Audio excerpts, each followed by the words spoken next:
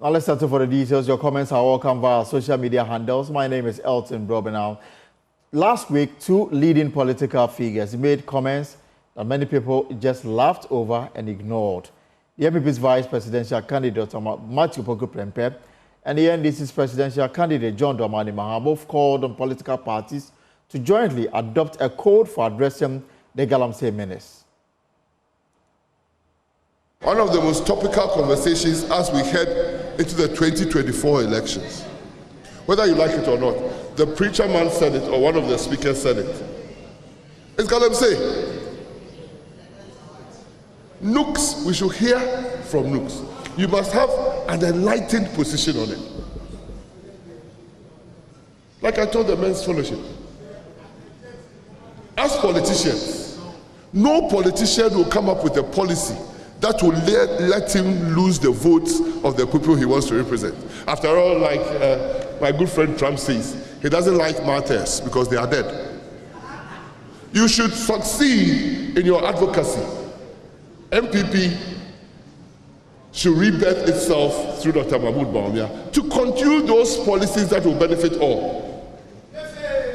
As long as we all have the feeling, as long as the last tree dies, the last man dies. We believe that. If we believe that, and we believe that water is life, I'm not against mining.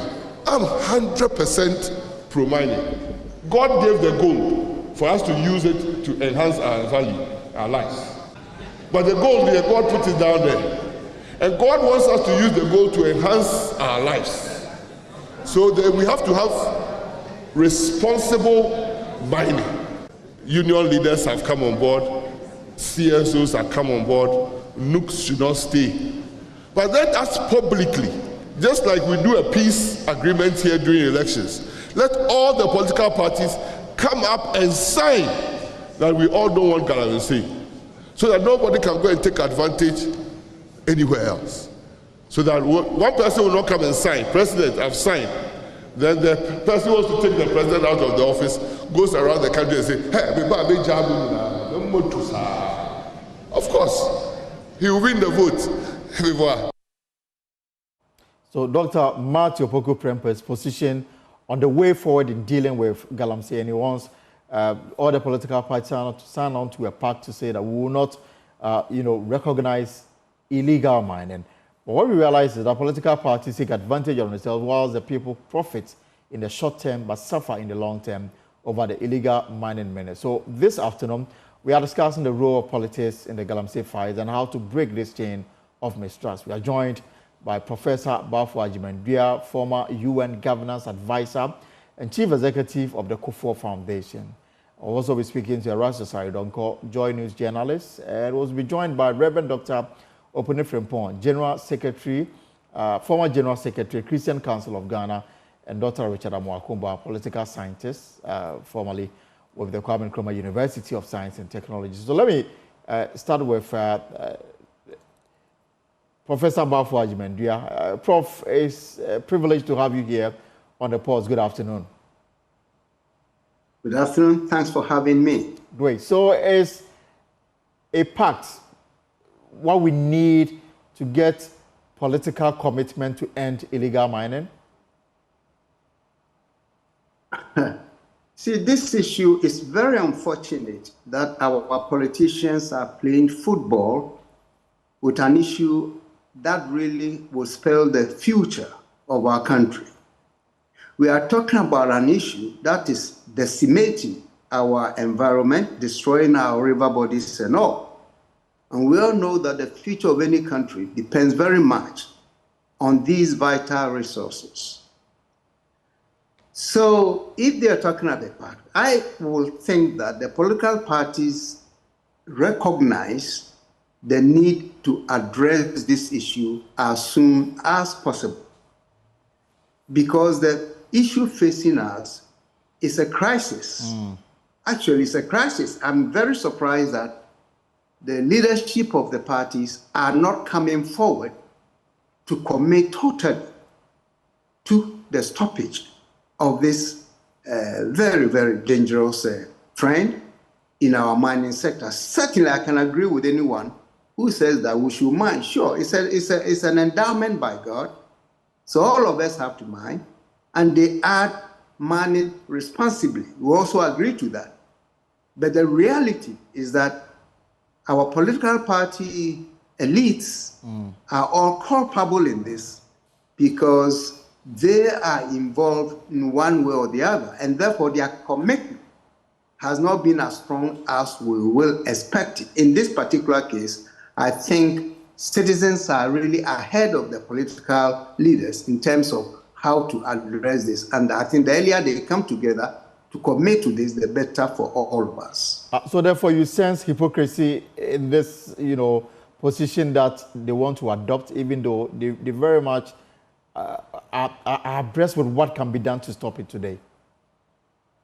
Absolutely. They are all being hypocritical. This issue did not start yesterday. We know that under the previous government, efforts were made towards that. And that is why when the present president was seeking power, he told us that in fact he was prepared to put his presidency on the line. And in fact, he said that when he came to power, he would take measures to address that. And truly, he did take measures after the 2016 elections.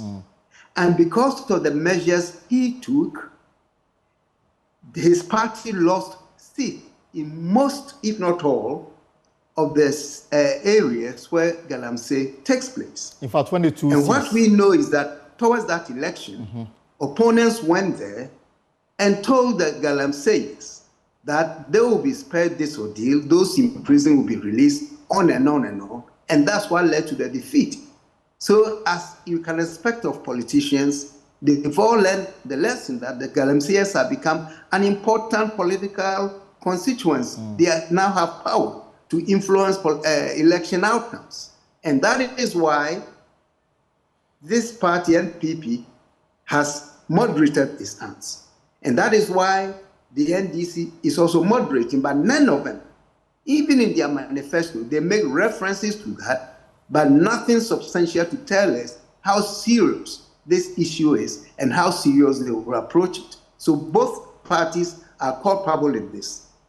Prof, I'll come back to you. Let me bring in Reverend Dr. Opuni Frimpong, former General Secretary of the Christian Council of Ghana.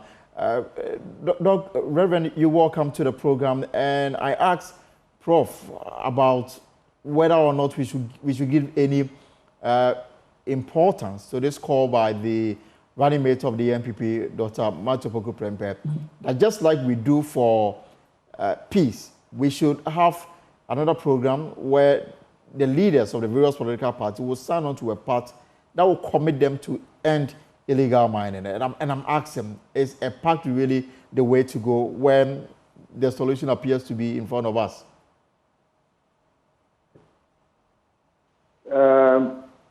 We've reached a point where we will need commitment of leadership, whatever form it may take.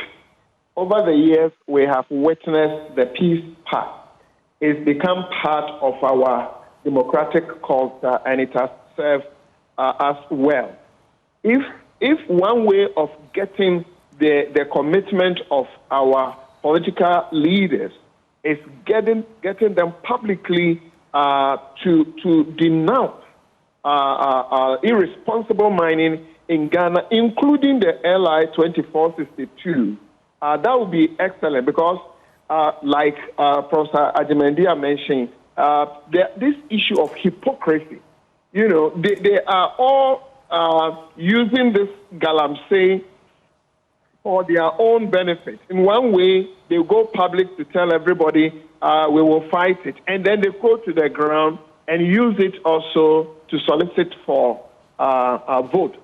But beyond the pact, beyond signing this public declaration pact on irresponsible mining, we will also want to see the will, the willingness of our leaders, that what various researchers are telling us, what the report, in fact, you and your people, as Donko, the issue from health, the issue from food, forest reserve, now the other day, somebody is even talking about what we call bush meat, that these bush meat animals are also drinking from the same poison rivers. You know, you pick it from any angle, and we as a people, we are not safe. But that is why we are not getting the political will. So, yes, as a first step, we will need a public declaration, but we need serious commitment that we are in crisis, and they should not joke with us and our environment. You know, they've been attending all these COP meetings since 1995. One is coming in November. Right. And you realize that people are not ready to be there for us. But Elton, one more. Recently, we observed a community where young people in that community were able to demobilize illegal miners who were armed. Now, I also hold a position that we need to mobilize communities, empower them, and here Ghana Police Service must also be on board and let people go all out and do what we can do. If we have that example to follow, it gives me this confidence that one way to fight what is ahead of us is also get community mobilization, community people also protecting their water bodies, their forests, and that may also contribute. But at the moment, we have leadership failure in this area, and they must all know that they have failed us. They have failed us, and this is the legacy they have given to us. Let me bring in Dr. Richard Amwakuba for his preliminary comments on this matter we are discussing. So we don't have him yet, so I can go back to Professor Baffour Agyeman-Duah. So, Prof, I mean, when this matter got to a head, we're talking about just 2 weeks ago, everybody, every organized group issued a press statement calling for the temporary ban of illegal mining, or if you like, small-scale mining, the declaration of a state of emergency around water and river bodies, and of course, the repeal of LI 2462. None we got from the government, the political head. And of course, when we hear the running mate talk about some commitment that he wants to provide, when demands that have been made with the aim of giving some respite to our river bodies and our forests appears to have been ignored, then it calls to question the commitment of some of these pronouncements. It is just to win political votes, or it is something that we can hold them to? Place, I think it is shameful that our political leaders are even calling for signing a pact before they commit to addressing this. It's shameful. This is a national crisis. It's an emergency.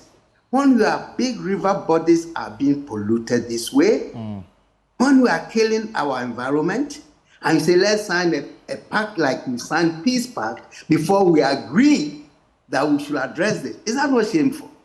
I don't really know what is going through the minds of those who want to rule us. Okay? So if they want that to be done, fine. But for me, it is something that they should have readily. It is their responsibility. We letter them to take care of us. And us means what? Our country. And when you talk about security threats to the nation, it's not only outside forces marching to our territory. It includes anything that threatens the future of the country. And what can threaten your country more than your environment being decimated? So this whole idea of let's meet, because both of them are doing it. Absolutely. They are behind individuals who are causing this damage. They are those who bring these Chinese in to cause this damage. And it's incredible that they are arguing this way. I don't understand it at all. This is a national issue. They should put the politics aside. You want votes to rule me, to rule the country, and preside over the country that will have no water, and without water, there's no life? I don't understand their psychology here. So I guess all I'm saying is that if the politicians are not going to yield, yeah, you're right. A lot of voices have been raised. People are calling for the ban. I will say, look, let's immediately declare certain what we call security zones for the soldiers to go in and cordon off certain areas that are really threatening. We should do that immediately before even we find a way to address it on a holistic manner, Because look, if you look at how the extent to which the Galamseyers are decimating our land, and you see these rivers and compare them to what we used to have a few years ago, this is not the time for us to dilly-dally. I think our leaders should sit up. If the money, the gold they are making illegally through this kind of activities, they should think that without a country, they will have nowhere to rule. And protecting the resources of this country and exploiting them in a responsible way should be the way forward. So for me, I think we have to really get our leaders straight, and civil society should continue with the agitation until they sit up and do the right thing. But when you look at the evidence on the ground and the fact that immediately LI 2462 was passed, allowing mining in forest reserves, then we are witnessing politically exposed individuals set up companies and have been granted license to undertake mining in some of these forest reserves. People who are expected to protect it. And then the call is made that the LI should be repealed or be amended. Sure. Nothing of that nature is happening even as we speak. And for that reason, I mean, what impression does it create? The impression is straightforward. The leadership as we have has no interest in protecting the country from the disaster. They have no interest because they themselves are culpable in this particular case. Look, even the idea of the LI to open up forest reserves for people to go in and mine. Just think of it. What is the reason for having forest reserves in our country? Even the colonial masters, they had the sense of protecting us by initiating most of these forest reserves. And we, the people of Ghana, we come in and want to undo that. I mean, I can't even understand. Of course, we need money. It's true, but there are ways of mining without necessarily destroying the environment the way we see it. So I think the politicians are short-sighted. They are being very selfish and greedy. They are not thinking of the future of this country. And the young people who are going to inherit this country have a duty to stand up to them. I salute those who are fighting to protect the environment. Because I think people think they are old enough. I don't know what they are looking for in their lives at this moment by not thinking of the future. If our forefathers had destroyed the environment the way we are doing now, where would Ghana have been? And those who are seeking to be leaders, they will be leaders over whom and over which country? So I think these are the kinds of things that we have to do. If you're a leader of the country, your responsibility is to have a long-term vision in terms of how you safeguard the country's future, not in terms of consuming everything that you have today. In fact, there's a saying that living generations, when we consume more than we inherited and leave behind less than we inherited, then of course that country is bound to flounder as it goes along. And I think the present generation of leadership are really causing great damage to this country, and we have to call them to order.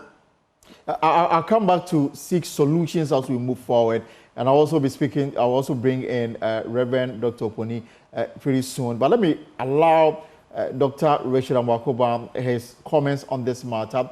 So, Dr. Amakoba, from what we are seeing, would you say that Galamsey is really exposing the commitment of politicians to the well-being of this country?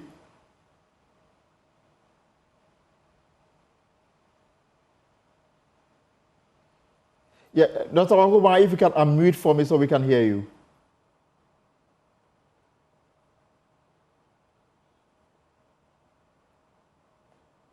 Right, I don't think Dr. Amakoba can hear me. Let me quickly move to Reverend Dr. Right, so Dr. Amakoba, I trust you can hear me now. Yes. Yeah, so I asked. Can you hear me? Yes, I can hear you loud and clear. I asked earlier whether what we are seeing now, the pictures, the evidence on the ground, has Galamsey or illegal mining exposed the commitment of politicians to the well-being of this country? Well, I was saying that what it has done is expose our ignorance, criminality, lack of, I don't know what to say. My colleague there said it. It's just incredible. There are no words to describe. Nobody in the world will think that the water you drink is less important than gold. No, water is life. You can get all the gold in the world, and if there's no water to drink, you will die. So this is a public health emergency. It is not something you argue about that is better tomorrow or the next day. You stop it right now. Right now, not later. You stop it right now, and I will even go to the extent that if I tell you to stop it, those who are in charge now, if they don't want to stop it because they are ignorant and greedy, all they care about is money. Somebody said we have to safeguard the economy. What economy? What economy do you want to safeguard by destroying your environment this way? What economy? The economy is already collapsed. We have stolen all the money. We have mismanaged everything. Now you are saying we have to safeguard. Safeguard what? They've made argument for jobs that are likely to be lost if we should go hard on activities of illegal mining, for example. Well, yes, you have to stop it. A government that is not able to bring security into its country or territory that it rules is not a government. If the order is given that all mining activities are hereby suspended today, with the exception of the big mining companies, you have to stop. Otherwise, the next order is shoot to kill. That is what follows, nothing else. This is at the brink of collapse. The whole country is going to collapse. People, you should see a video I saw, the water people are drinking. They are drinking it in front of everybody. This is not good. And you are not ashamed. And somebody saying we have to safeguard the economy. What economy? After you've stolen the money, collapse the economy, look at how much the Bank of Ghana lost. All the malfeasance that are going on in this country, you are safeguarding what? It's already down. And now, the water they need to drink, to get healthy, to work harder, that too is destroyed. And you still think you are doing something good? Those who pass the LI, that you should be allowed to drill in the national forest, it's very simple.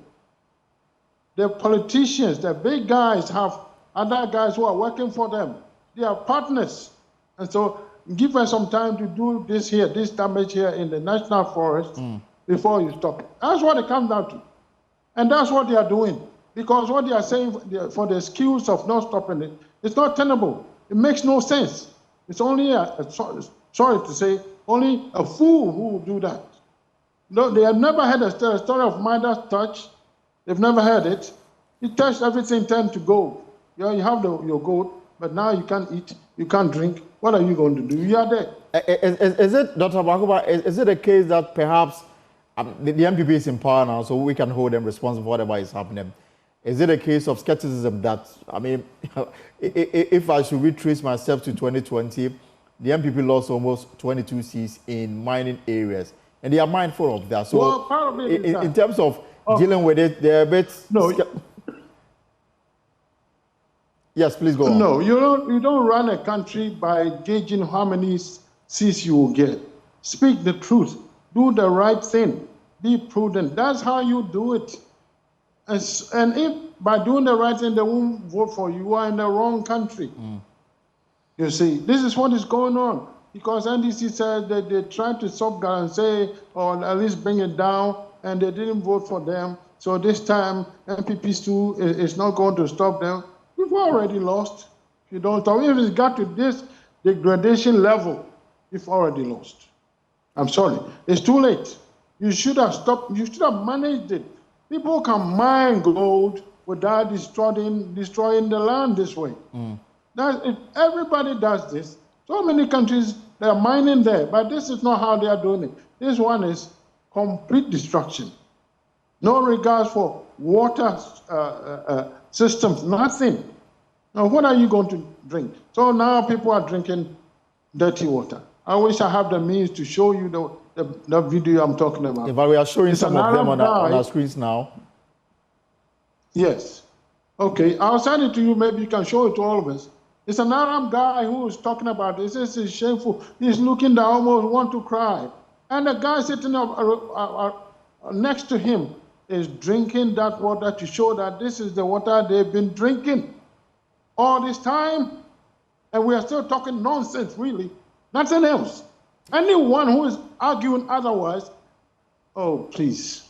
I should stop here. Doctor, it's shameful. If you can just hold it up for me, I'll come back to to seek your own prescribed solutions as we wrap on this conversation. But let me bring in quickly Reverend Dr. Opuni before I go to Ebrasa Saridonko, who is my colleague at Love FM. So, Reverend, if the pact would not achieve much, then what should be the approach? Now that there appears to be some, pushback from government in terms of taking the bold measures now. And they are mindful of the fact that we are days away from the December 7th election. Perhaps the motivation behind not being too stern in terms of, admitting to their own flaws and say that we'll now go by the proposals being channeled by everybody who is spoken to this matter. Okay, let me first say this. Some of us ministers of state must be a bit mindful of their public statement. Some of them, their statements are hurting and they are very contradictory. If I hear a minister saying, if we have not been doing mining, CD dollar, the dollar, it would have been 20-something years. Gold is giving us 40%. Now, the more some of them talk like this in public, it suggests that they are taking us for granted. They don't mean anything. In fact, that is why this interministerial committee the president put up, why you give me impression you are going around, you want to engage people, you hear your own ministers saying that this, in fact, some of them are saying, as for mining, we won't stop. Why in fact, the ministerial thing should have been non-partisan, no MPP people. But the way their own people are addressing the issue, you realize that these people are not serious with that. When I hear CD dollar, and if it had not been gold, it would have been worth 40% of what? And then one of them keeps saying, we will not stop illegal mining, we will not stop this. But right now we have private bills going to Parliament. I will wish that LI 2462 will be challenged and revoked. I pray and hope that the media coalition against illegal mining and others will team up and sponsor a bill. That bill must be revoked. It has not been held. In fact, Reverend, last week the Arocha and the likes came together. They've instituted a class action against this particular LI. The court has yet to begin hearing of the case, so we're hoping that maybe the court can intervene. But whatever it is now, it is still a binding legal document that it is in our books until the court says otherwise. You are right. But the Archbishop of Canterbury put up a team of people to go around the whole world to inspect mining countries and communities. And I was picked. My team went to South Africa and Peru. And in Peru, when we were there, they were very good in community mobilization against irresponsible mining, to a point that one of the places, a whole Catholic archbishop led people to burn mining companies, everything. They burn the mine. Right. And I pray and hope that at the moment, all the CSO, the September ending deadline, we must not give an inch. We must all go out. I teach at KNUST, and I look forward that UTAC will not give an inch. That beyond September, end of September, in fact, we are talking about next week, Ghana Medical Association, UTAC, all of us will let the government know that we are serious. They are hurting us. And again, we must direct our effort to the mobilization of the communities. They need support. They are dealing with armed people, political people. So all of us, we must spread ourselves and get into the communities. I'm a pastor, but I'm ready for this. Right. And identify ourselves with the community so that the young people we saw recently who were able to confront armed, irresponsible miners and were able to disarm them also will know that they have some backbones, because they know that the people we are dealing with, in fact, the Eastern Regional Minister recently said that he led people into a mine site and they had to leave because the people were so armed. We may not have the arms, but we can mobilize society, young people, get to them, and they should kill all of us. If we don't have political will, we must get to a point where if some people must even shed blood for us to protect, because we are dealing with people who are very wicked. They don't think about us. In the Bible, it is said that a good person leaves inheritance for their children's children. But the leaders we have over the years under MPP, ONDC, have proved to us they don't care. They are all self-centered. They think about money, gold, and winning election. When women are telling us, this is the kind of water we use to prepare food and all that, and we hear reports about kidney challenges, we hear reports about cancer, and we still have leaders who will come public and tell you that if we stop Galamsey, we will lose 40% of what? If we stop the CD dollar exchange would have reached, then you see that these people, they don't mean well with us. They are thinking about how much they can amass. They don't think about this country. But have you gotten, but Reverend, have you got into a state maybe perhaps we may have to name and then make a bold declaration that because of this person's alleged or established, evidence of involvement in illegal mining, this person should not be voted for? Are we getting to that stage where we'll call them out and then call on the electors to reject this party or this individual because of their complicity in illegal mining? Maybe if Elton were able to do the public declaration, which we shouldn't have even put that on the table. But now they are telling us that if we do this, maybe that will give them some level of safety. But I would have wished that I was part of the media coalition against mining day one. And I remember the then Minister Lance in one of our meetings, and we all hail him. Now, who are these people with goodwill in MPP who is telling us that this thing must stop and the time is now? All that the president has done is to put up a team, and they are going around, and you get some of their own people saying that TUC, Labour Union, have been bribed, only for the Minister of Defense to say nobody has been bribed. So even now, the credibility of that interministerial committee, to me, the integrity is questionable. Their own people's comment, but I will wish that if we are going to sign the declaration pact, maybe one of the cross must state that beyond this, Ghanaians must vote against such people. In fact, they keep telling us MPP lost in all the mining community. But at the end of the day, NDC lost the election. This should be their message, that even though we lost in the mining communities, Ghanaians voted for us. That's why you are in power. So the story they are telling us, somebody needs to go back to the drawing board. You are telling us because you insisted you will fight Galamsey, mining communities did not vote for you. But at the end of the day, Ghanaians voted for you. That must be your message, that we will still fight Galamsey. Even if SYZ communities don't vote for us, we know Ghanaians will see our good will and be on our side. Now, what they have done, they must change the narrative, because they may get the mining community, responsible mining communities vote, but there are many Ghanaians who are drinking the poison they have created for us, who may also tell their own story, and it may not be in their favor. I will wish the Vice President Bawumia will not tell us when I come to power, but now he must make a statement that gives us confidence that is the man we are looking for. I wish former President Mahama will rise up and change the narrative,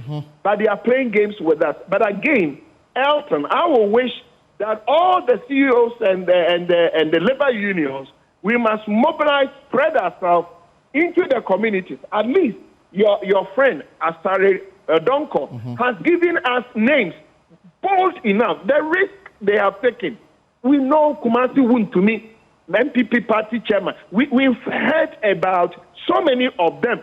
MCs in Kumasi, I teach at KNUST, so the names they have mentioned in Asante region are familiar. I know the faces. They've mentioned DCEs and party chairmen who are involved. If they want to do something, the time is now.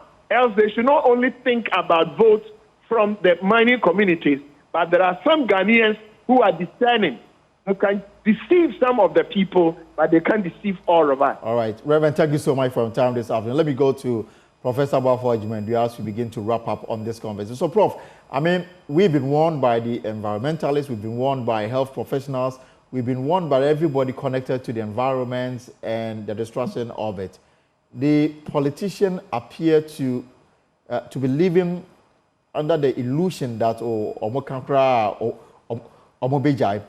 do you see any end in sight in view of the commitment that we are not getting and the action to deliver on the promises made? Well, frankly, I don't see any end in sight until civil society again redoubles our effort to bring these politicians to order.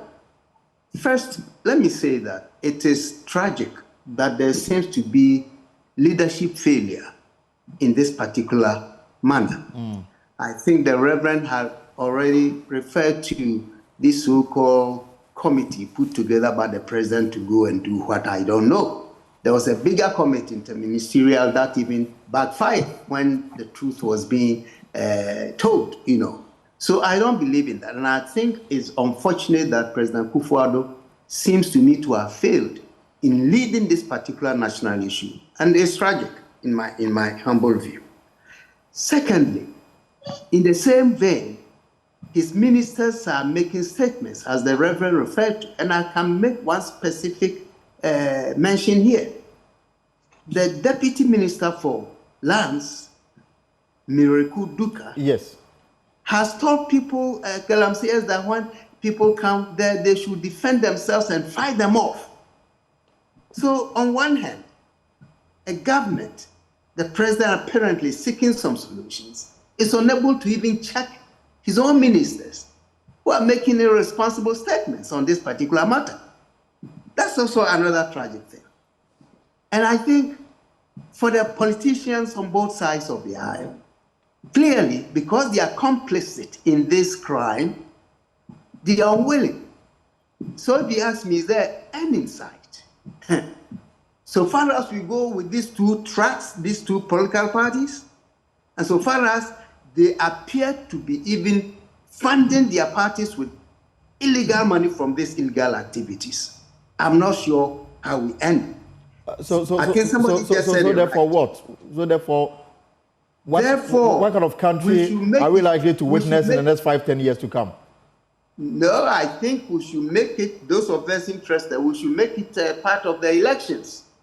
If a party is not committed to placing a ban in a responsible way, we will withdraw our votes for them. That's one thing, because politicians are usually afraid of votes that are denied. So let's make that. And those of us committed to this fight, we should make it public that we are not voting for any party or any parliamentarian who is not taking a stance against Galamsey. That's the first one. Secondly, I think the idea of the community engagement in this is also critical. I think the Reverend referred to that. As we all know, recently, when a certain community mobilized its young people to face off with the Galamseyers, they succeeded in driving them away. Right. So I think we have to begin, because if the government is failing, and I'm afraid that may lead to some kind of vigilantism. But look, this case is so serious, you need to find a way to deal with it. Prof, thank you so much for your time this afternoon here on The Pulse. Let me move to Dr. Richard Amwakumba. Dr. Amwakumba, perhaps you may offer us a different solution to this menace. Very much so. This is a national emergency. We don't need any more LI committees. The president has been doing this for more than a year. The situation has gotten worse. They keep telling us this, the Galamsey helps the economy. The economy has gotten worse. the exchange rate has gotten worse. All indicators have gotten worse. So what are they talking about? It's time to act. No more talk. The talk is enough. Parliament should be ashamed of itself. They have joined the criminality in passing laws to encourage people to mine. So who is left?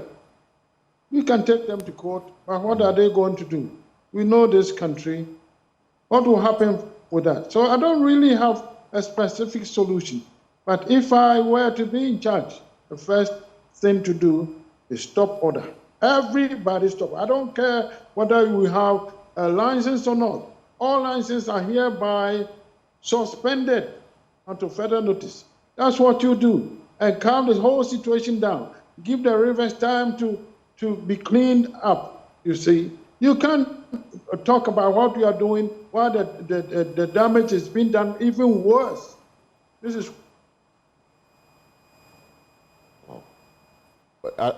we appear to have lost Dr. What is going on? Yes, you please. stop it right now in the country. And now we are destroying it physically too. Economically, I see we don't have any sense. So when we are spending more than we earn, we don't see that. Deficit spending for 40 years. Deficit spending. This is all the hustle. It's not just NPP. All the government, deficit spending for 40 years. What do you expect? Magic? This is what is going on. And Parliament too, where anyone can come and say something, they are not thinkers. All they too are short-sighted. They need money for election. That's all they care about. And by the time you get that money, the whole country is gone. That's what I'm saying. We are not leaving behind anything for our children or for the future. And it's shameful. Okay, let's leave it here. Dr. Abakuba, before we conclude, let me allow Erastus Aridonko, my colleague with Love FM, the final take on this matter. So, Erastus, I mean, you've been everywhere. You've been to every, illegal mining region in the country. You've heard the politicians speak. We've heard about, NAPO's solution, asking that a pact be developed and then signed on to by all the political actors so that we will commit them to respect and to deliver on dealing with the issue of illegal mining. Now, as you travel across these areas and you hear the politicians speak and what you are witnessing on the ground, are you able to connect the dots in terms of commitment and then the words that are spoken? Well, I think that the excuse that the NPP lost elections because it was fighting Galamsey in 2020, I don't get that feeling on the ground.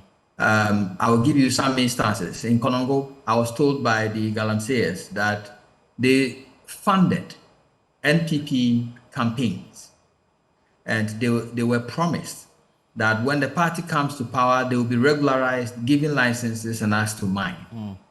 Now, they voted against the party not because Nanado was fighting illegal mining, but because they were being selective in fighting illegal mining. And that they were not allowed to mine, but they brought their own people to mine. When you go to Samra Boy, similarly, they tell you that they cannot go to the forest to mine. They cannot mine in certain areas, but politicians can go to the forest and mine. And that is the reason they voted against the party. To me, these political excuses are just gimmicks to try to not to do anything about it. Because one, the politicians are the ones who are in the forest reserves mining. And they feel that if they will not stop, then they don't have to stop the ordinary citizen who is sitting on the river and polluting the river. That is the excuse. So it's not an issue about somebody fighting illegal mining and so because of that, the people are angry with him. No, the people are not that dumb. There's no fairness in terms of the application of the law. Exactly, selective justice. And when you get to Kobro, for example, the Apamprama Forest Reserve, where recently the military burned 16 excavators. Just few meters from where they were burning the excavators, we had Chinese miners led by one big politician, NPP guy, who was mining. And so when you watch my documentary, the people say it in that documentary that you burn our excavators, and then few meters from where we are mining, you have given your people the right to mine, and their excavators are intact. For example, the women's organizer for Odotobri had a site in the degraded forest, but her equipment was not bent. She was allowed to cart the excavators to the nearest town, which is Kobro, but they bent the other excavators. And to me, that's the excuse that they are giving. So I am thinking that because this government doesn't want to fight illegal mining, because one, nobody can enter any forest to mine if that person is not in power and doesn't have the backing of any influential person. You can't even go near. Unless you have backing, you have a serious backing in this government, you cannot go to any forest reserve and start mining illegally. And so since they are not ready to leave the forest alone, leave those areas alone, then they don't have to touch the citizens who are also mining on water bodies and mining haphazardly. That is the point. Because if you want to fight it, you will fight it. If it's illegal, it's illegal. If it's criminal, it's criminal. There's no two ways about that. It doesn't matter whether NDC is saying something or NPP is saying any other thing. It's about you holding the reins of power, the enforcement power, and saying this is wrong and I will not allow it to fester. And I think the people will agree with you. Look at the uproar. Look at what everybody is saying on social media. We don't like it. Majority of the people don't like it. So definitely if you start fighting it, they will give you their support. And so there's no excuse at all for any government to say, I'm not fighting illegal mining. So it also see in the circumstances where, I mean, some politicians are neck deep in this enterprise, clearly, I mean, the commitment to fight it may not be there 100%. So from the people you've spoken to, scientists, environmentalists, and the likes, in the next 5-10 years to come, if the situation persists, what kind of environment are we likely to have then? So let me paint a picture for you. When you go to the Apamprama Forest Reserve, just in 2018, it was a fully grown, preserved forest. Now, according to the Forestry Commission, 50% of that is gone. We are talking about the size of Ashanti region, turned into pits and gullies. Mm-hmm. You can't use it to farm, you can't use it to build, you can't use it for anything. And then we are talking about all your major rivers, freshwater sources for agriculture, polluted, contaminated. You can't use it for anything, it just flows. And the rate at which we are invading other forests, Boy Tano, Tano Anya, Tano Nimre, Kokusia Forest Reserve, Cape 3 Points, people are in there destroying it, pulling down over 400 trees within a day. That is the level we are going. And if this should continue for the next 5 years, there will be no forest left. It will affect rainfall patterns. It will affect your agriculture. It will impact heavily on your public health area. There will be a cost to your public health. And so definitely that economy you are talking about will be nowhere to protect. It's simple mathematics. If you add the cost to the environment, the cost to public health, and all that, you quantify it against what we are losing illegally, the smuggling of gold. Definitely, it's not a price you wish to pay for anything at all. Not politics, not votes, nothing, not economy, nothing. You just have to do the right thing. And then you will get all the systems in place working for you to get your taxes, your revenue, your health is okay, your environment is okay, then you can move on. So there is no excuse for any government now to say that I'm not fighting Galamsey or illegal mining. And clearly the time to act is now. It can't be tomorrow. Rastus Harodongo, thank you so much for your time this afternoon. Remember, we are also keeping an eye on the court case this afternoon. The group that demonstrated Democracy Hub, some of them will be taken to court this afternoon. We'll be live in court to bring you the very latest. Yesterday, about 39 of them were remanded in police and in prison custody to reappear in court in October. But before we wrap on this conversation, let's establish the link between politics and Galamsey and how it impacts elections in Ghana. So that's what you have on your screens now. Elections in Galamsey. 2016 elections was Mahama was, fighting Galamsey, if you like. President Akufo-Addo also makes some comments, and he says that I will grant all. And then in 2020, whilst Akufo-Addo also had his Operation Vanguard and allies, some of the comments we heard from the other side, I will grant all imprisoned Galamseyers under Akufo-Addo amnesty, and this was said by former President John Mahama, who is now bidding to lead the country in 2025. Mahama fights against Galamsey. He set up the Inter-Ministerial Task Force against illegal mining. In 2013, he amended the Minerals Act 703 to Act 900 that gave powers to security personnel to seize illegal mining equipment, arrest and prosecute persons engaged in illegal mining. And so let's look at how it reflected during the elections of 2012 and 2016. So in 2012, Mahama got 51.2%, and then in 2016, that will reduce to 44.6%, and then the difference in terms of vote loss was 6.6%. And all cannot be attributed to illegal mining, but some could. And in 2012, the NDC had 125 seats, and in 2016, it reduced to 106. So they lost 19 seats in all. The MPP had a majority in 2016 elections, and they won the election with over 1 million votes difference.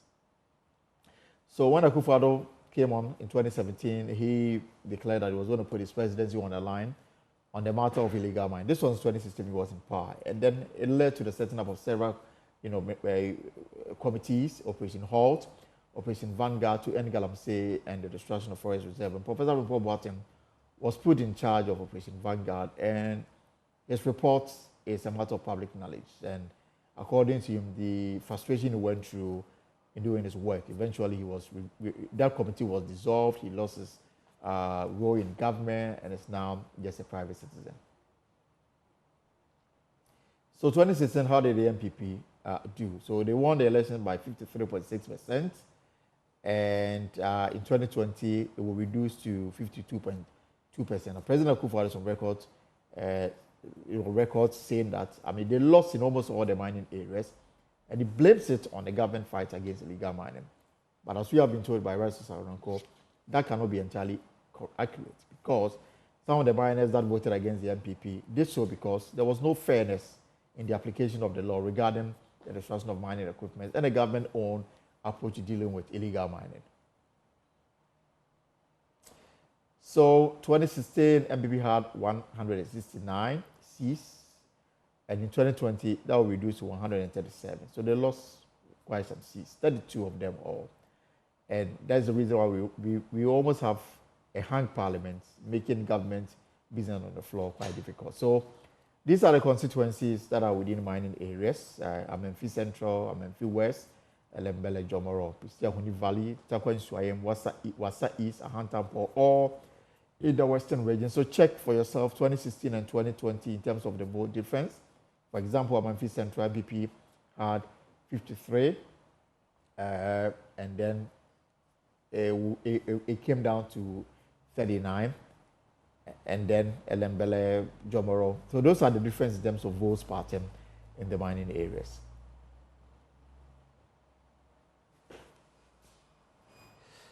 Right, so there you have it. That's the link, and then I'm sure that you can make some meanings out of it. Now, Chinese miners, backed by some influential Ghanaians collaborators, have taken over one of Goldfields' old shaft at Takwa, threatening the company's operations, despite a series of warnings, arrests, and an injunction from the Takwa High Court prohibiting further development and activation of the Mantram shafts. The Chinese miners and their assigns have laid siege and are solidifying their takeover. Love FM and Rasta Saridonko, who has been speaking to sources at Goldfields and assessing the situation reports, said there could be conflict and fatalities if the encroachment is allowed to fester. There's more in this report.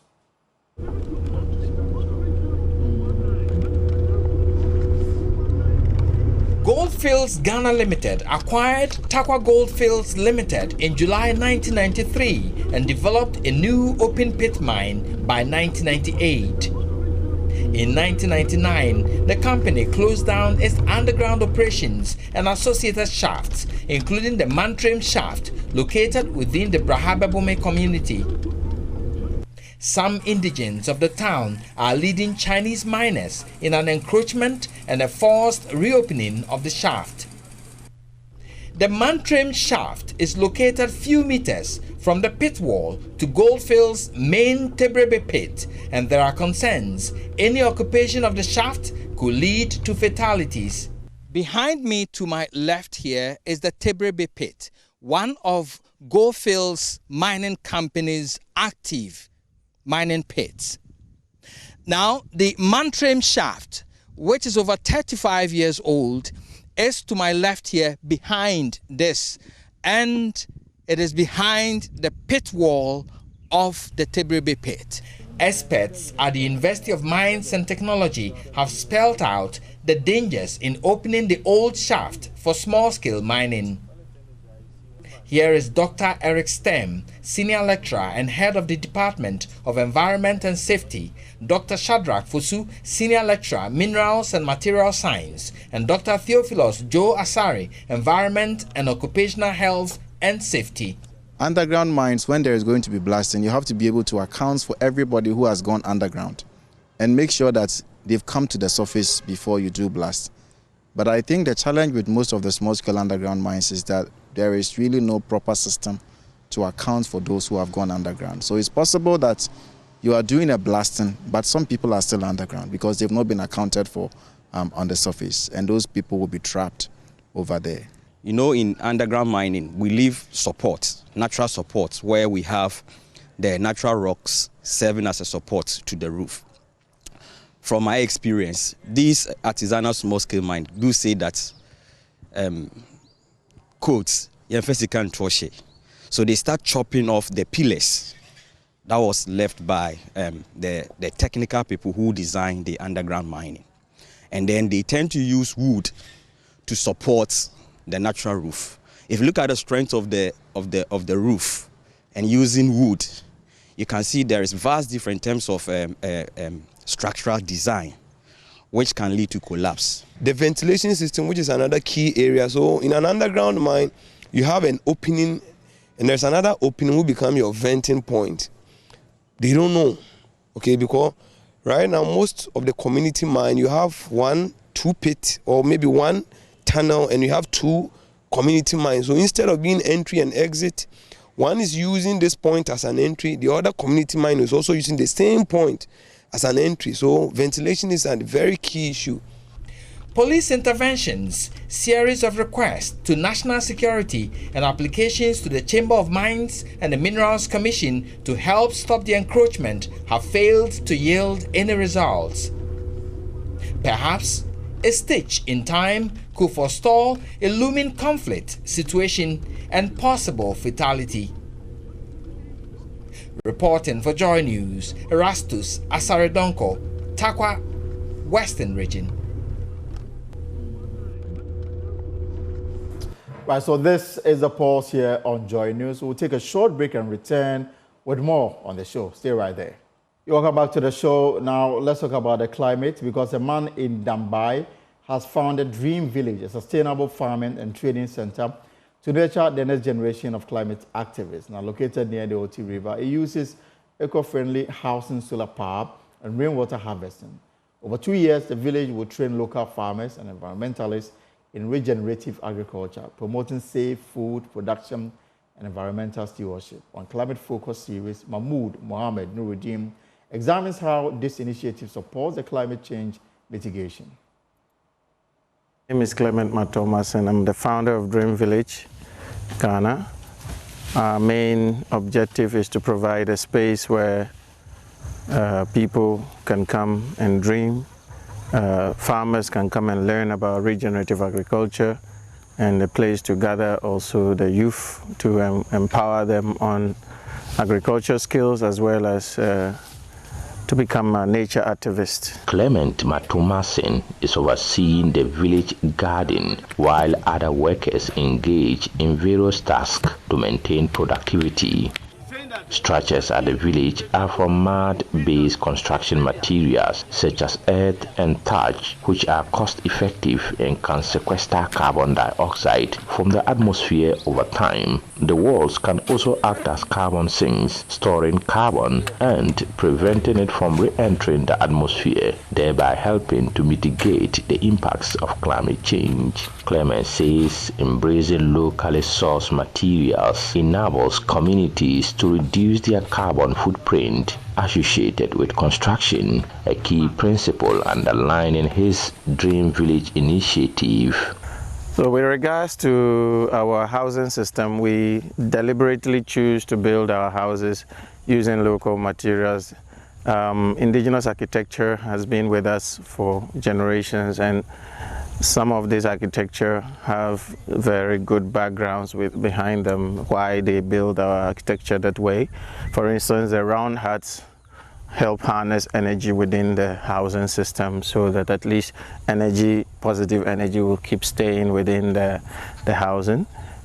Roofing it with thatch is available material, so it helps to sustain it. Instead of burning the bushes, we have the thatch that is being harvested to roof the houses. Materials from the soil are also easily available, so you can, within a space of 10 days, build a nice hut to stay in, which is for sustainability reasons or for affordability reasons, is easily doable by the local communities. This is one of the sustainable housing system that experts say can mitigate the shattering effects of climate change. A report by Mohamed Nuruddin. Welcome back. This is a pause. Now, nation sustainable development goals have always been an abstract subject to many Ghanaians, especially the layperson. And with 6 years to reach the attainment of the global goals, many households reel under the impact of the environmental challenges. This is attributable to the low public sensitization to attract more people to strive for a sustainable nation. In creating public awareness as the country races against time to achieve the goals, an architect and lecturer at the Kwame Nkrumah University of Science and Technology has developed local symbols and meanings for the sustainable goals. Emmanuel Bright-Kweku has more. 17 unique goals to be achieved globally by countries under the United Nations for a sustainably developed world. Ghana, like many countries who signed this treaty, have more to accomplish before the 2030 targeted deadline. But are people even aware of these goals? No poverty, quality education, clean and affordable energy.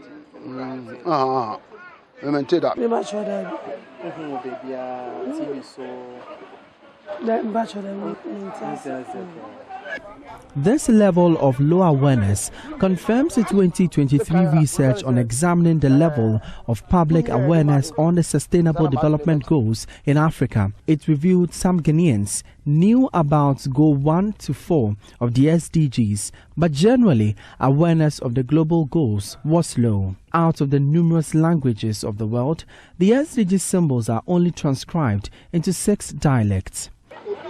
But researchers in Ghana are adopting the local arts and meanings from the Adinkra symbols to represent the goals. Known as Adinkra texture, the 17 designs were selected from the over 96 known Adinkra symbols and localized into the Ghanaian parlance for a more comprehensive description while clamoring for action.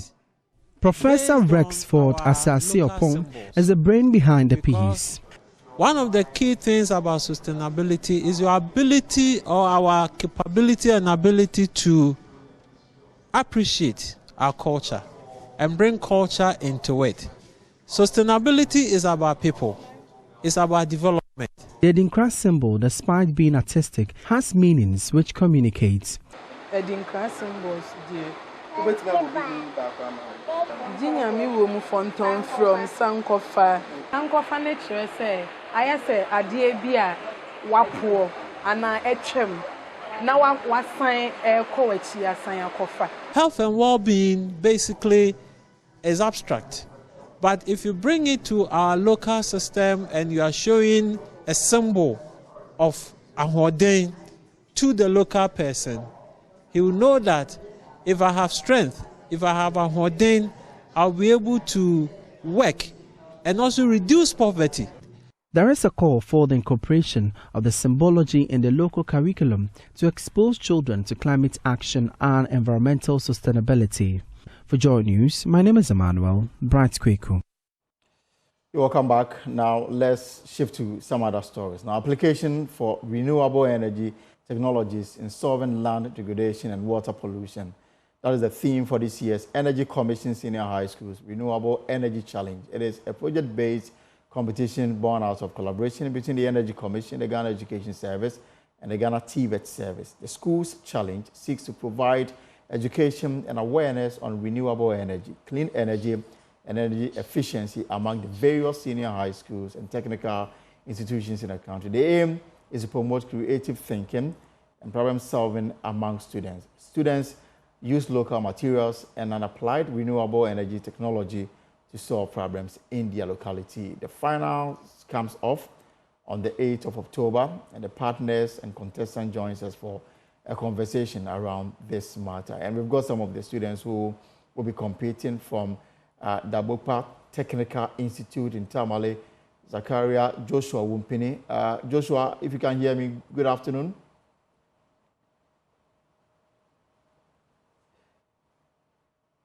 All right, so also bring in Edna Obri Pokua of Ola Girls, Ahantaman Senior High School, represented by Camila Asina Jaro Sulemana, and Pando Senior High School in the Voter Region Mensa Delight Mary. But let me bring in Bernice Norte from the Energy Commission. Bernice, you're welcome.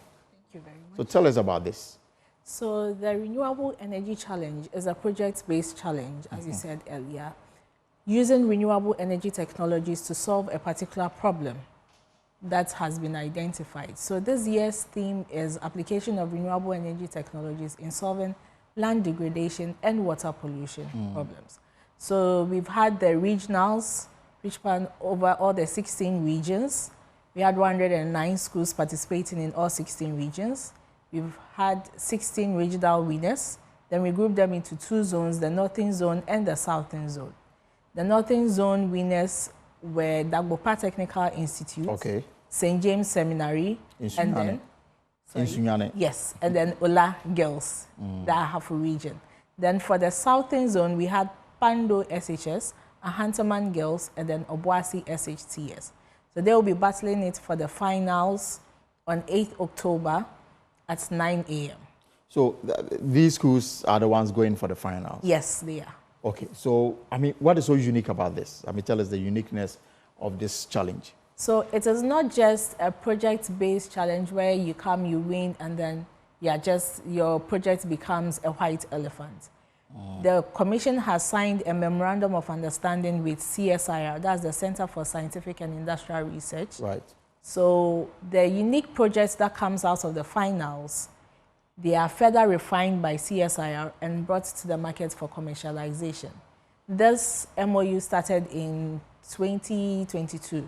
So we are hoping that for the 2022 edition, the final product will be outdoored at this year's 2022 finals. to 2024. Yes. That's been a long time coming. Yes, so CSIR has a process where each project that goes to them goes through a series of refinements. The first refinement was outdoored by the second lady last year. So they usually get projects, they refine it, they take it to an educational body. Everybody gives their comments on how to make it more efficient and then less bulky for consumers before it comes out and then they commercialize. So what went into the qualifying stage? I mean, what went into a school, for example, qualifying, and then they've come all the way. Now we have schools going for the final. Yeah. So the theme is sent out every year to all the senior high schools and technical institutes through the Ghana Education Service and the Ghana TVET Service. Then any school that is interested can register. So some regions, each region is expected to present 10 schools. Some regions get more than 10 schools, so they have a preliminary competition to select their best 10. Then the Energy Commission, the Ghana Education Service, and the local judge comes in to conduct the competition at the regional levels. And we select the winner from the 10 schools. So 2 years, yeah. I mean, they've worked. We've had this competition. This is our 5th year. So we started in 2019 as a pilot project in the Greater Accra region. We had 29 schools, and then this year we had 109 schools. All right. Let me bring in some of the students. Let's hear from them how prepared are they ahead of the final. And we've got some reps from Pando Senior High School. Let me bring in Mary Delight Mensah. Mary, if you can hear me, good afternoon. Good afternoon. And of course, you are on the line with your colleagues, Bismarck Intumi, and of course, Valerie Genya. All right, so tell me how prepared you are for the grand finale. Valerie. Can you hear? Right, so I want to understand how prepared are you for the finals of finals on the 8th of October? Yeah. We are very much prepared. It's not easy, but we are doing our best for the finals. So on the 8th of October, what should we expect from your team representing Pando Senior High School? Something wonderful, extraordinary, different from the rest. I mean, give us a small teaser of what we are in for on the 8th of October.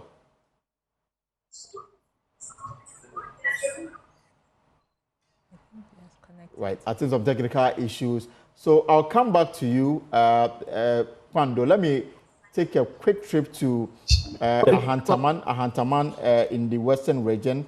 So Ahantaman, I have Camila. Camila, good afternoon. It's Ahantaman girls. It's Mr. Manasisli. Good afternoon, sir. All right, and also Benedicta and Baba, are you all available? Yes, please. Right, so you heard from your colleagues from Pando. I mean, are you sure you can put up a very good performance to take the ultimate? We are 100% sure, sir. So tell me why. Well, our project is tackling a very delicate issue in this country currently. And the fact that we are coming from the Western region is even a plus. And we are helping in solving a national issue. Okay. So we are sure. So we should expect that you will dazzle everybody and take home the ultimate on October 8th? Yes, sir. Yes. And to what extent this your innovation, to what extent would it help, solve some of the challenges we face on a daily basis? If you can just walk us through briefly. It will help purify contaminated water due to Galamsey activities and make the polluted water wholesome for drinking. And to also help our brothers and sisters who are in the rural areas to be able to purify their own water in their homes without solely taking it to a factory or depending on industrial purification. All right, that is great. I mean, we are battling with the issue of illegal mines, so anything that will help us, clean our water will be welcome. Let me see if I can bring in the Boca Technical Institute. Are you available, Joseph Zakaria? Yes, Joseph. Hello, Joseph. Joshua, good afternoon. It's break. Right, we'll rectify that and then have them on. But let me come back to, so clearly they are ready. Yes. And it looks like a lot of work has gone into this. And I mean, so these are plans and projects that they've put together that has been tested. So even beyond winning the ultimate prize, it is something that can help humanity. Yes, sir. So we are not just asking them to come and then put up their projects. We have judges from the industry, we have judges from Ghana Education Service, we also have the judges from the Technical Institute. So they don't just ask questions based on what your PowerPoint presentation. You actually have to prove that your project can work. So some students, due to the nature of the bulkiness of their project, usually have videos of them testing their projects incorporated in their presentation so that the judges can actually see that this project can actually work. So all of them you're going to have all of them at one venue? Yes. And they will bring their products and projects together. Yes, please. So on the day, how would it work out on the day of the event itself, the competition, the final? It's school by school.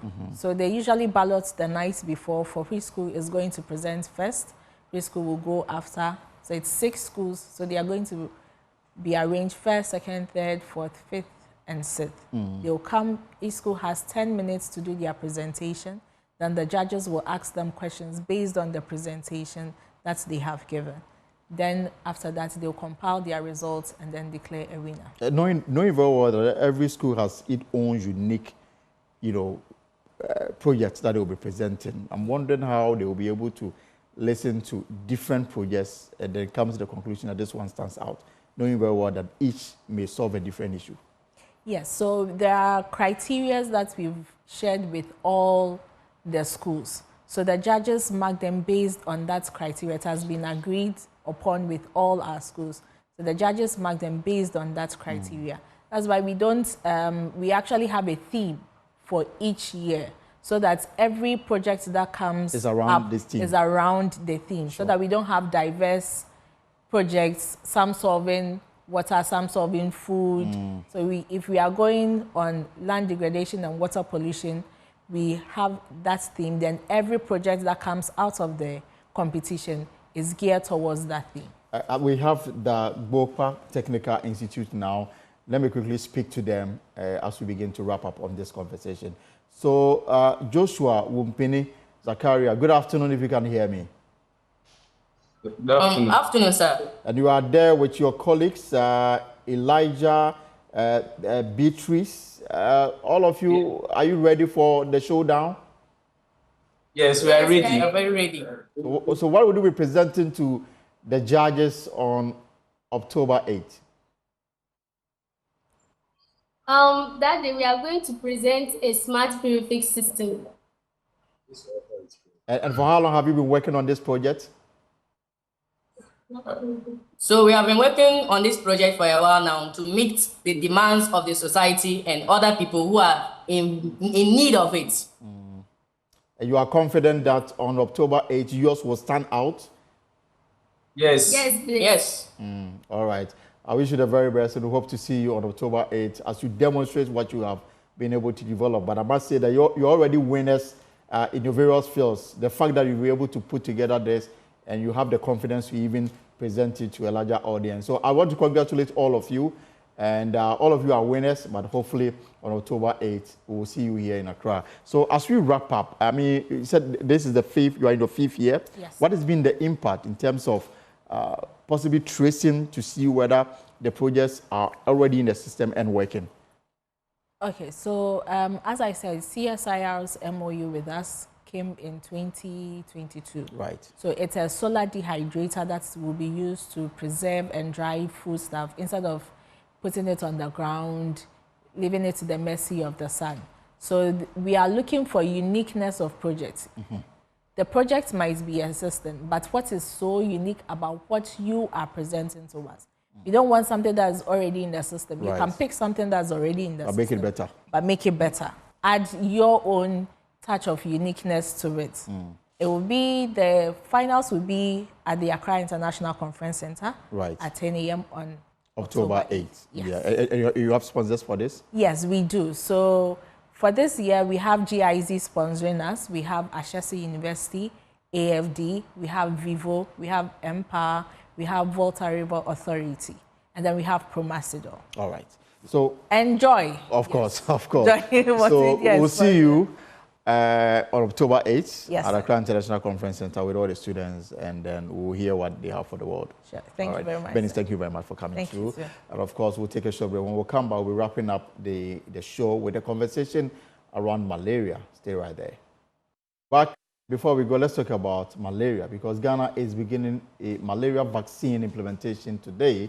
It will start in 43 districts in 4 regions: Northern, Upper West, Savannah, Western, North. It is aimed at safeguarding children and communities. Let's get more information on this. And Dr. Chenu Dr. Kwame Amponsa Chenu is head of expanded malaria program, and he joins me on immunization at the Ghana Health Service. He joins me in the studio to help us understand the scope of this vaccination and who should take part in it. Dr. Shiano, it's a pleasure to have you here in the studio. My pleasure. You are a hard man to find. So to have you in the studio, at this very moment is very profound. Anyway, so malaria is still a big issue. Yes. Good evening to your cherished listeners and viewers alike. First of all, I'm not the malaria program manager. I'm the manager of the expanded on immunization. So I deal more with immunization. And we are not beginning malaria vaccine program. We actually began in 2019. Okay, so it's an ongoing project. Yes, an ongoing project. So what we are doing in the next phase is expanding to other regions. So we started with 7 regions: Oti, Volta, Central, Ahafo, Bono East. But it was before they even got split into different regions. And then Upper East. Okay. So 7 regions.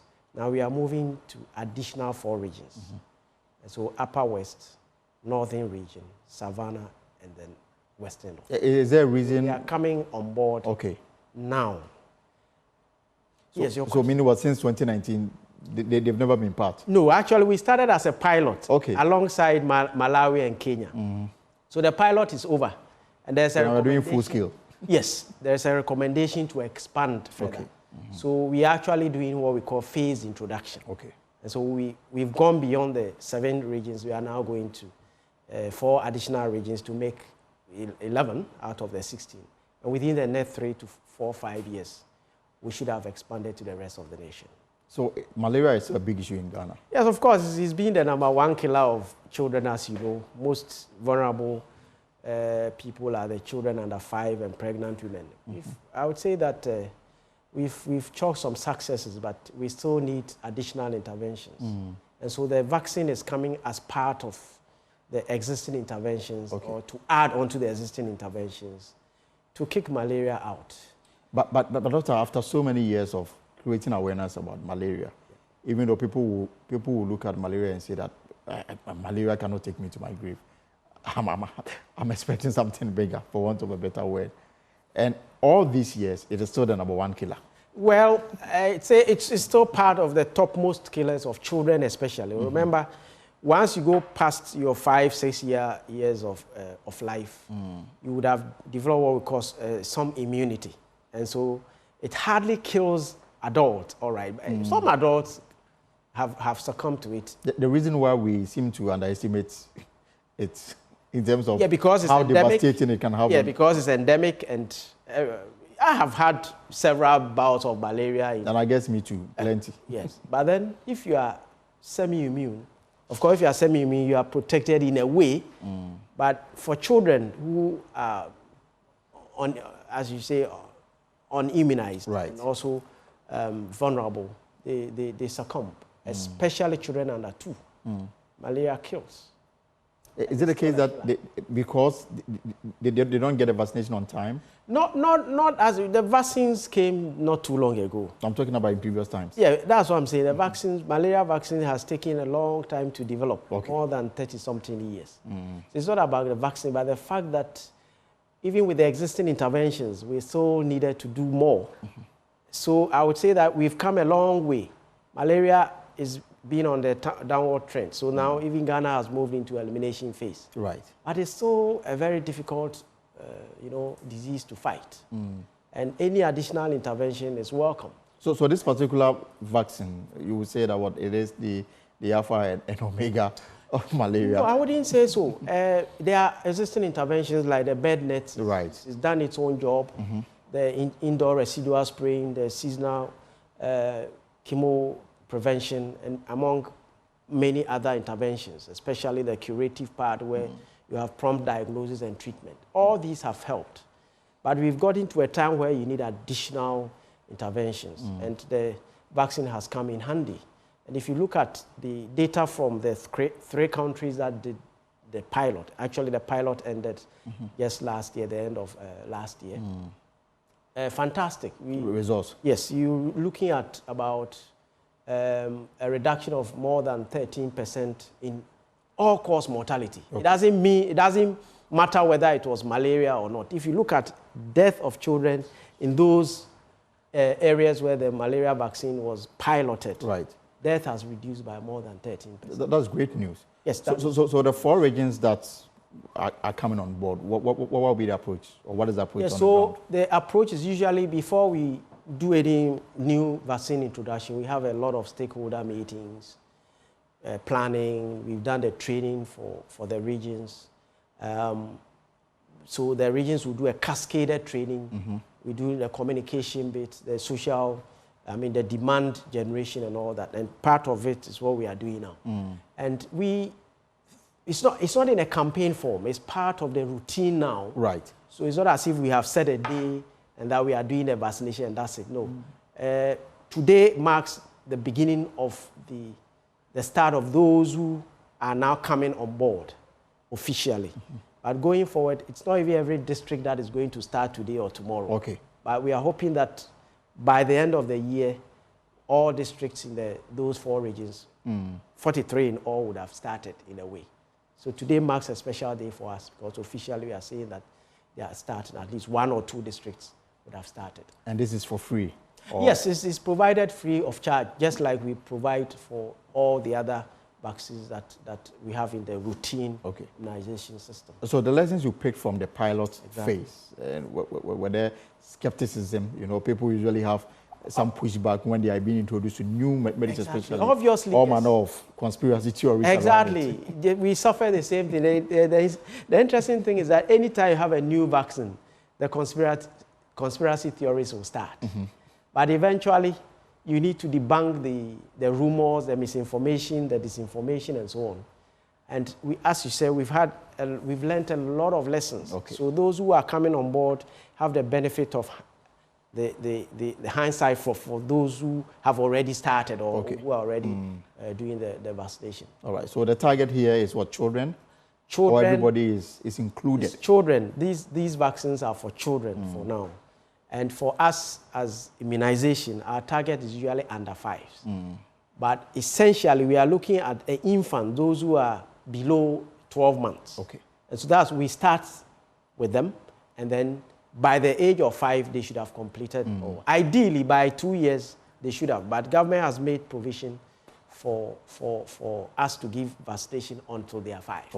So this particular one, we're starting at 6, 7, 9, and then 18 months. And every child needs 4 doses. 4? Yes, 4 doses to be fully protected. And you've targeted to immunize how many? As I said, I didn't want to go into targets, but point is that we have a cohort of about 200,000 people in these, or children in these 43 districts. And this will be our target.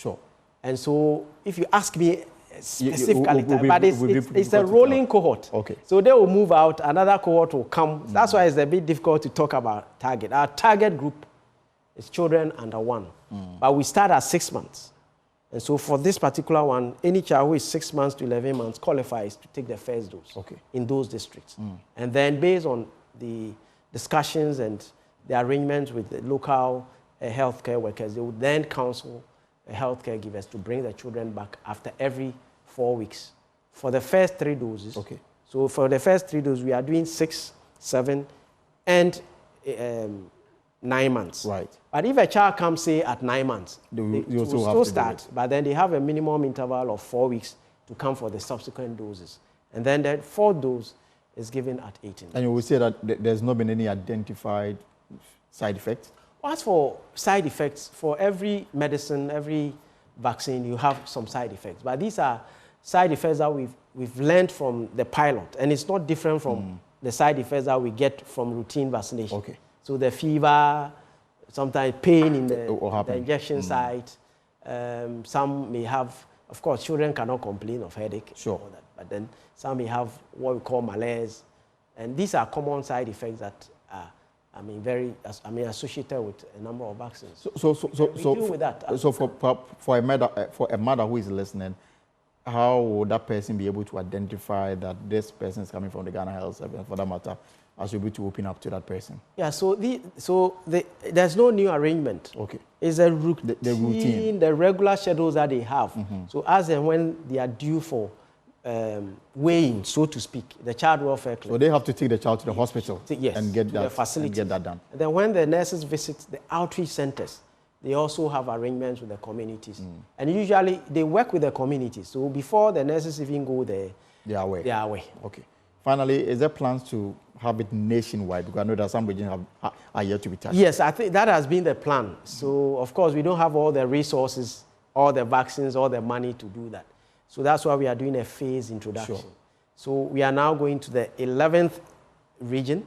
We'll be left with 5 additional regions. And as I stated earlier, we have given ourselves 3 to 5 year period within which we would go nationwide. All right. Dr. Chen, thank you so much for coming through. Thank you for having me. And the education on this will continue. But for now, that's our show. For more stories, log on to our website, myjoyonline.com. My name is Elton Bobby. Whatever you are up to in the hours ahead, I hope it's profitable. Enjoy your evening.